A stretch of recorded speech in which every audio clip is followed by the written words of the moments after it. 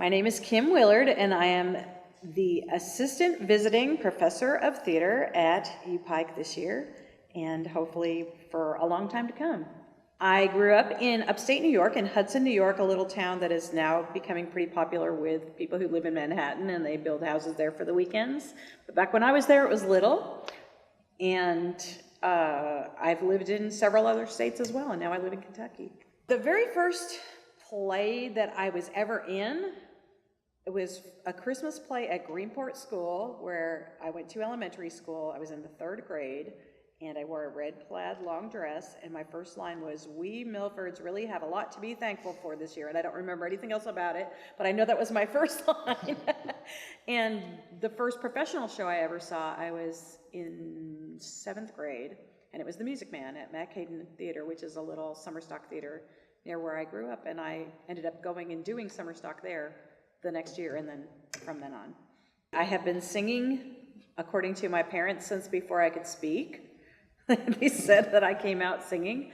I have been performing pretty much my whole life at church or at school or in various theaters all over. I toured internationally when I got out of high school with a group called Up With People, which probably tells everybody how old I am. And I toured the United States and Canada and Europe and sang and danced and played instruments and stuff with them. And then when I came back, I went to the American Academy of Dramatic Arts for a semester. I've worked at a newspaper. I have worked at like a daycare. I got my undergraduate degree in music education, like I said, and I was a music teacher in New Hampshire and Virginia and South Carolina. I've taught private voice. I have been music ministers at several churches, conducted choirs and orchestras and bands and stuff like that. I don't know, I've done a lot of stuff. And I've done a ton of theater all over the place. I mean, I'm not even mentioning that, but yeah, I've directed in a lot of places and been in shows in New York and Virginia and South Carolina and here. And I love to teach people about theater and music.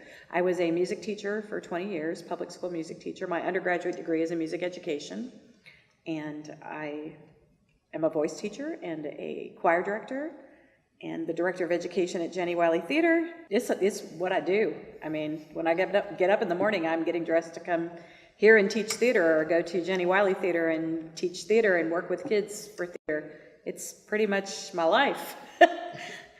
I love my students. I love my little kids. I just love seeing other people get fired up about what I'm fired up about, and that they're the next generation of where this art form is going.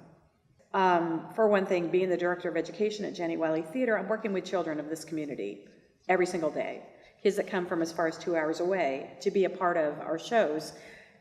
And it's not just about them being in a show, it's about them making friends and finding confidence and a family of people who are affirming them and supporting them and helping them understand what their talents are and making them feel like they belong.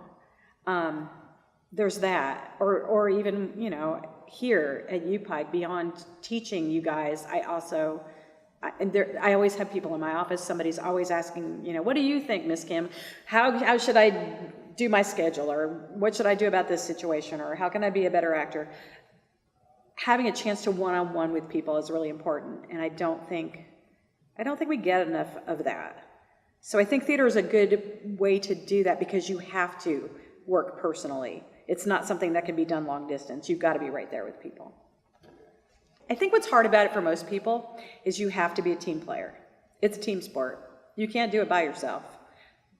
Beyond just even your fellow actors, you've got directors, you've got designers, you've got box office and front of house, you've got crew, you've got carpenters and scenic artists and all these different people, producers, everyone who's playing into marketing people that have to create a cohesive package for this one play, this one thing that they are all pouring into, and they have to get along and make it happen. And getting a lot of people to get along and do one thing is not always very easy. I think that UPIKE having a theater program is the best. It makes me really happy. We have so much talent here. Kids who don't even know how talented they are. And they get up on stage and they surprise themselves and their teachers and their friends. And it's great. And theater is one of those skills that even if you don't become a professional in theater, those skills transfer to so many other things. Being able to talk in front of people, being able to present yourself in a professional way, not losing your cool if something goes wrong in a live performance. I mean, those are skills you need in real life when you're doing whatever job you're doing and something goes wrong, or you've got to talk to people or get along with a group of people. There's a ton, I mean, probably too many for me to think of right now, but there's a ton of skills in theater that transfer beautifully to life. Nothing is a waste of time if it feeds your soul. And I think too many people try to pursue degrees that they think will make them a lot of money, but they're not considering their happiness. And if you want to be happy and you want to not hate getting up in the morning to go to work, you got to find a job that you love. And theater is a job I love. So if you want to pursue a degree in theater because you love it, it shouldn't matter what anybody tells you. It's harder than you think, and you only should do it if you want to do it more than anything. You have to really be dedicated. There's no shortcut. You know, like we can microwave our meals now and have them ready in, 5 minutes, but you can't microwave your lines. You got to learn them, and there's no short way to do that.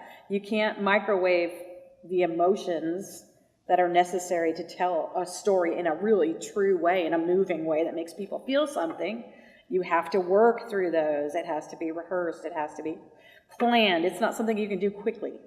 So you have to be patient.